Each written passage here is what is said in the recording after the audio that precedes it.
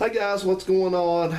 It's another Thursday afternoon into evening. It's about 5:20 here in Humidityville, USA, also known as Huntsville. And of course, as you see, the clock, Santa Claus. Yeah. Anyway, I thought I'd sit around a little bit and talk about something on this video that's crossed my mind recently. And this is about these rent-to-own places. And you've seen, like, down here we have Aaron's, and there used to be one called Best Way or something like that, but it's one of those rip-off places that rents furniture and washing machines and stereos, and I don't know what else they used to rent, but anyway, the way this thing works, if there are those of you who are lucky enough to never set foot in one of these places, the way this thing works is you go rent-to-own. If you need furniture or washing machine, any of those items, or you just want one, you go down there. Instead of going and just paying cash for something, you go down there and you rent this thing and you sign this contract. I think that's the way it works. You sign this contract and you make payments every week on it. Or I think they're every week. I've got a thing here on my computer brought up that, yeah, it's every week that compares. I'm going to read off to you here in just a second. But anyway, so these people that decide to do this is where they go. So they go rent furniture. And so I want to make this video to explain to anyone who's not familiar with these places, or is thinking about going to one of them, or is in the middle of going. You're in a contract and you're paying off some furniture. I want to explain to you what a piss poor idea this is to do this. So, anyway, the way these things work, like I said, you just, you go in there with basically nothing but empty pockets, and you promise to pay certain per week. And it's low payments, but they're stretched out like way over a year. Like this comparison thing I've got showing like 78 weeks. For those of you may or may not know, there's 52 weeks in a year, so you're paying $13 a week or thereabouts, let's just say, on something for a year and a half, something like that. So anyway, that's stretch it way out. And the gist of this is that not only is this a piss poor financial idea to do this, you're just giving money while you're basically throwing money away. You might as well go down the road and throw cash out the window. Not only that, but this stuff that they rent to own is it's junky stuff anyway. If you ever, I did that once way in the past when I was a young guy, about 20 years old, 21, something like that. I don't know even what it was. It might have been some furniture. And just, it's not good stuff. For an investment, something you're going to have to pay as much as you're going to pay for it. The reason why that it's such a bad idea is because that it's junky crap to begin with, and you're way, way, way overpaying for it. And let's address those concerns. The first thing is the fact that you're overpaying for it. That comes because you get socked with all these finance charges. And let's just be honest, the people that do stuff like this, that think this is a workable idea and something they should do, they didn't get where they are by making very good financial decisions to begin with. So, like I said, I've been around these people my whole life, 45 years, and I know the attitudes, and I know, how it works with these folks. And,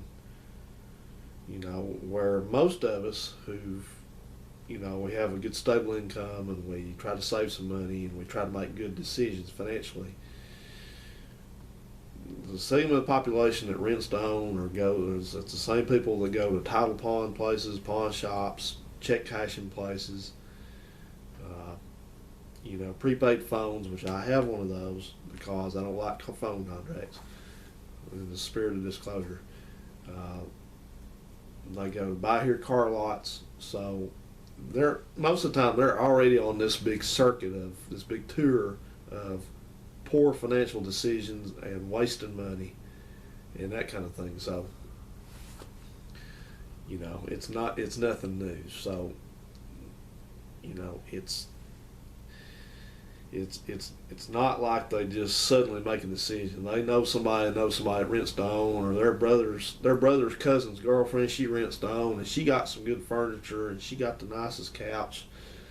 So let me just basically ruin your good feelings about renting to own. Now, let's compare the average person that rents to own, who has no savings. They're so poor at financial planning and so poor at saving money, and they ruin their credit, and they're just blowing it off. Basically, they're just barely making it week to week. And I'm not talking about someone that gets a small income or a small check every month. They're disabled, whatever, and they don't waste money, that they make every dollar count. They don't do stuff like this. I'm talking about people that have a decent income, not rich. They have a decent income, but they will not save money because they don't understand the whole idea about saving money. Their idea of money is that money is used to give instantaneous gratification. It has to be spent right away for something to make us feel better. Whatever the hell it is. Furniture, a big cell phone, cigarettes, booze, a car, a truck, wheels, anything. It doesn't matter what it is. Let's think of something to spend it on. That's why we don't have any money. So that's what, and they, like I said, they ruin their credit because they're lazy idiots that won't pay their bills on time. So that financing anything besides the way they're doing it's out. They can't get a credit card. They can't get a loan. They hadn't saved any money. They've just screwed the pooch the whole way. So let's do a comparison. I'm going to, like I said, we'll go ahead and ruin this for you. So let's compare that. If you spent $250 and say you bought $250 worth of something at a rent-to-own place, and you went to or you went to a retail store and you used a credit card with a good interest rate, or even not so good. We'll say 19%. We'll say, Fred, I think this says 19.8% on the store credit card. That's probably roughly the one rate. So let's just compare and show you how bad you get screwed over by renting to own.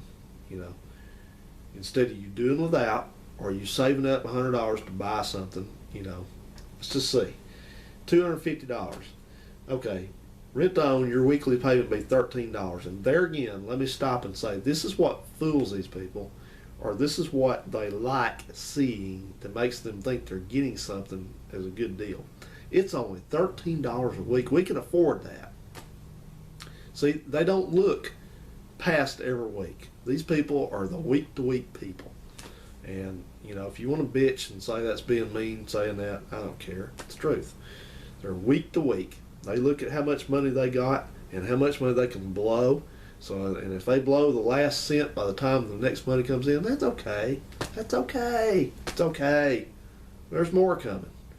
More to blow. So $13 a week. Okay, if you put on a credit card, you'd be paying $16 a month, not a week, a month. If you remember, there's 4 weeks in a month. So try hard to do that math there and think that it's like a lot cheaper to get the credit card payment. Not that credit cards are a good deal necessarily, but okay. Your term to pay that $13 a week is 78 weeks. That's 18 months. 78 weeks. That means 78 times you have to go to that stupid store to make a payment. If you don't pay it off early, and they never do. They never ever do. And we'll talk about that in a second. But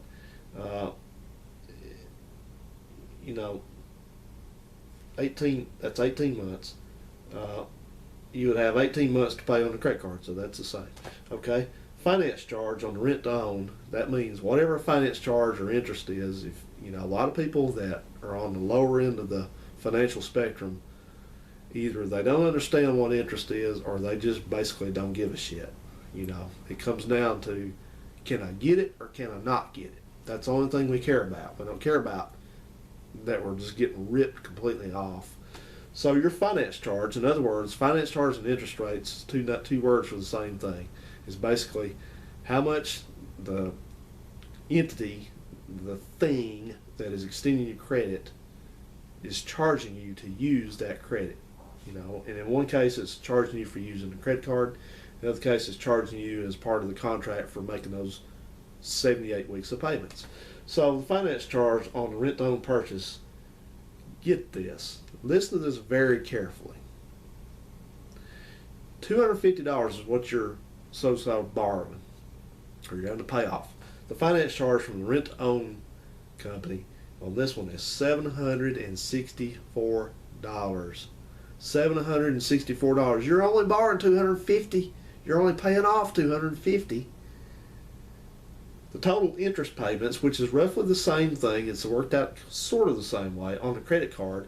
That means what the credit card company would charge you for using that $250 worth of credit, $40.06 versus $764.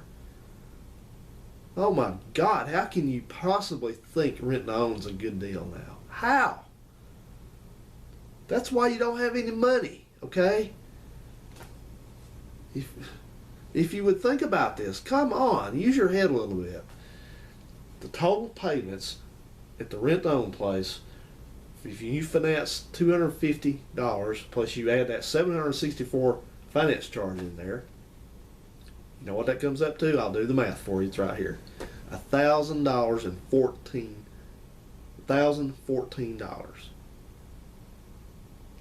You're being charged $1,000 to use $250 worth of credit, which ain't credit in a rent-to-own. That doesn't help you at all.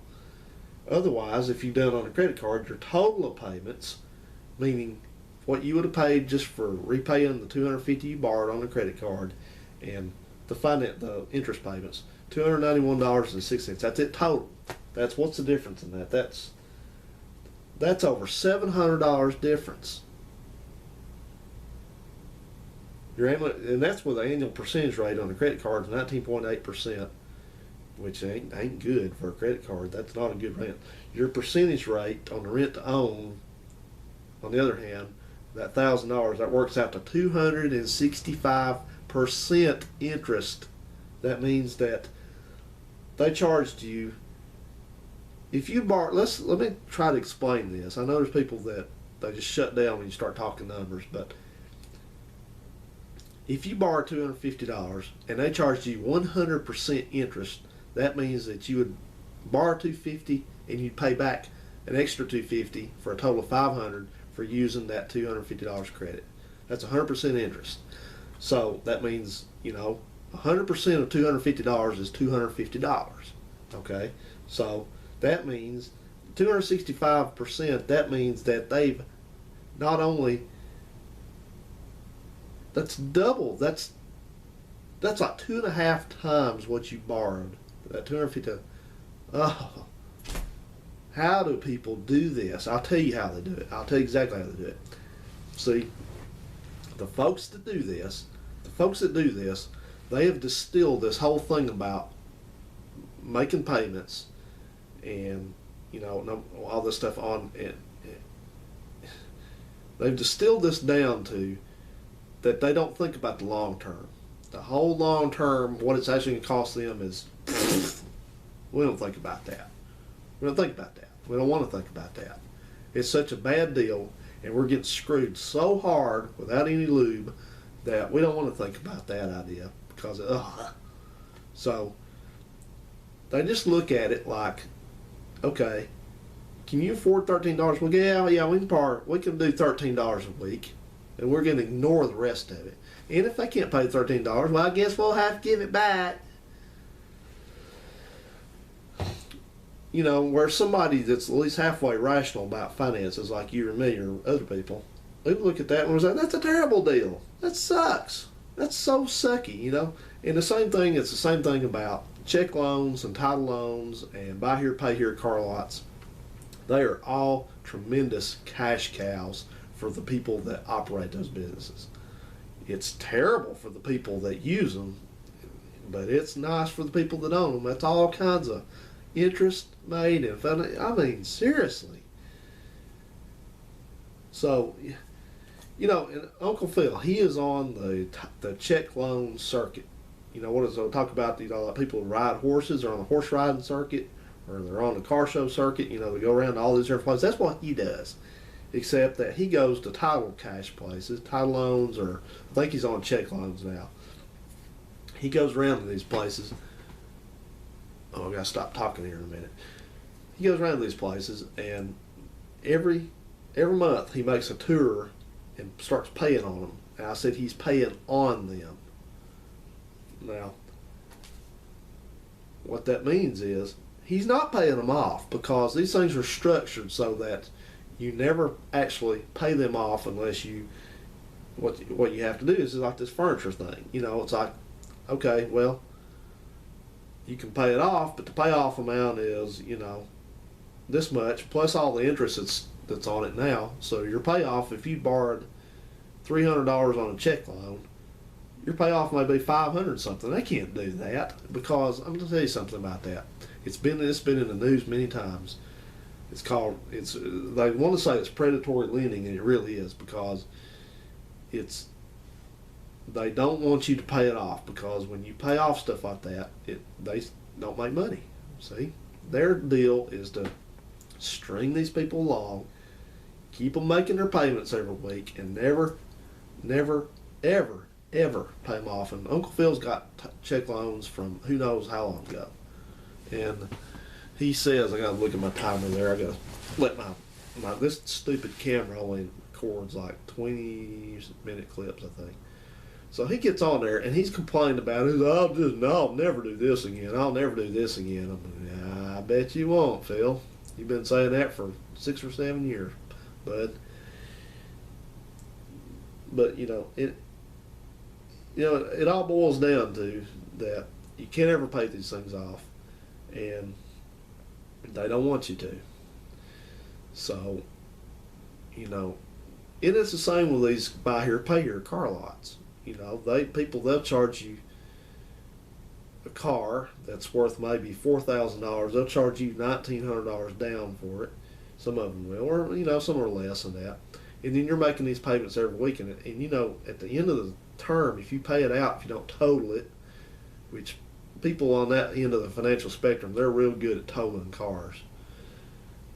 And that's why they're in that situation. They're irresponsible. They're irresponsible jackasses.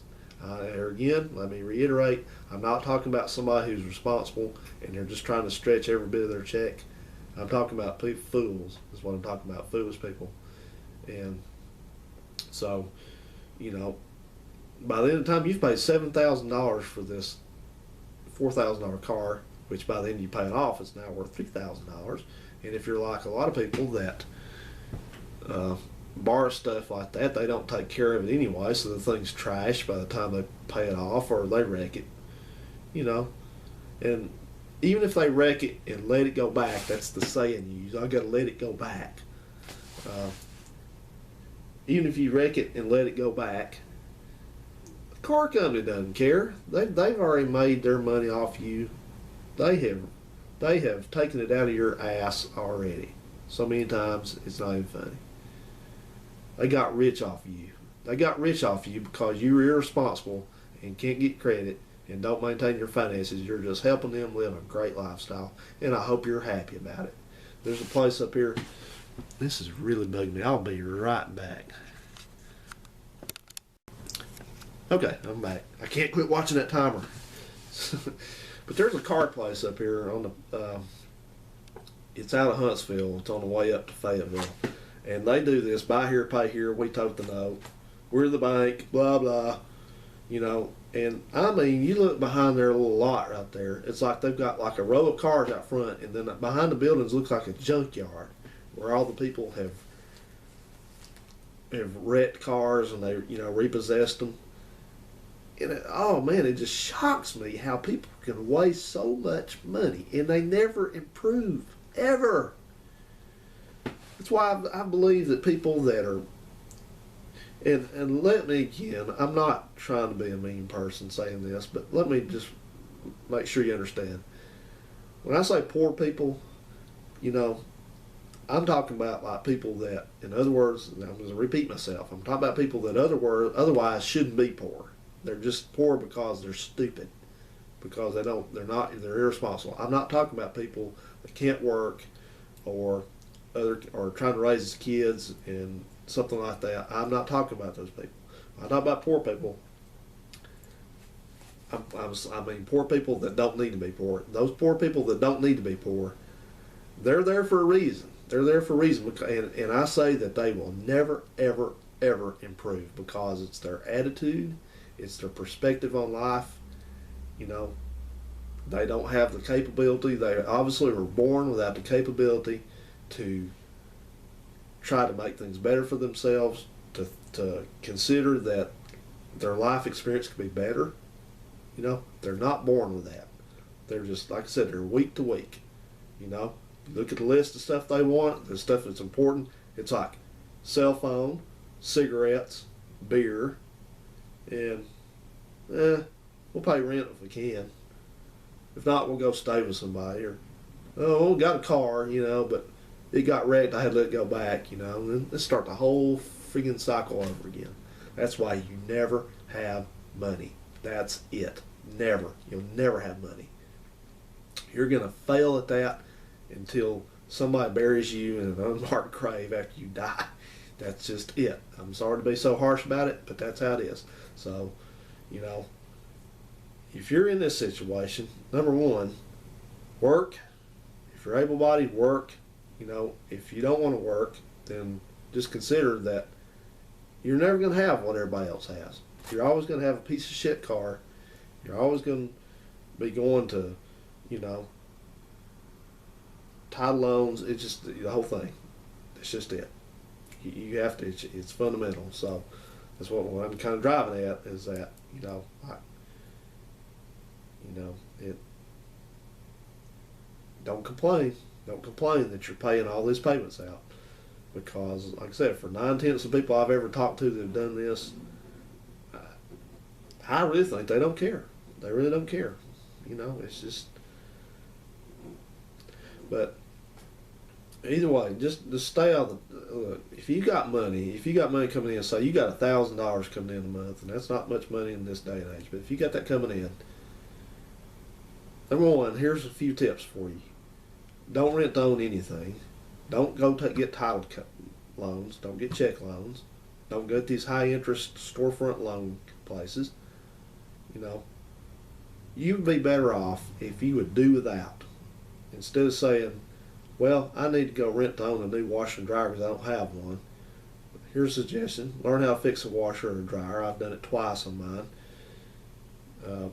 You know, second thing, you know, it comes down to it, you'd have more money if you go out with a wash pail back behind the house and wash your own clothes and put them online like they used to. If you would do it, that's the thing, you know. People this day, they're too good to do that. Even if they're a broke ass, they don't have nothing to their name, no savings, no nothing, they're too good to do that, you know. It's like people I see walking down the street. This dude, tattoo guy, you know, he's walking down there and he's cranking off on a cigarette, walking down the road. He ain't got no car, but he's got a cell phone he's looking at, you know. It makes me wonder, excuse the language, it makes me wonder what the fuck is wrong with people. I'm serious. I think that those of us who make logical decisions and rational decisions and look to the future, I think we're going the minority. We're going downhill. We are being overshadowed by the people that, you know, we're being overshadowed by the dumbasses in this country. I think that's it. That's how it's happening. So, anyway, guys, I'm going to end it up here. I'm starting to ramble. So, thanks for watching, and we will see you in another one. Later.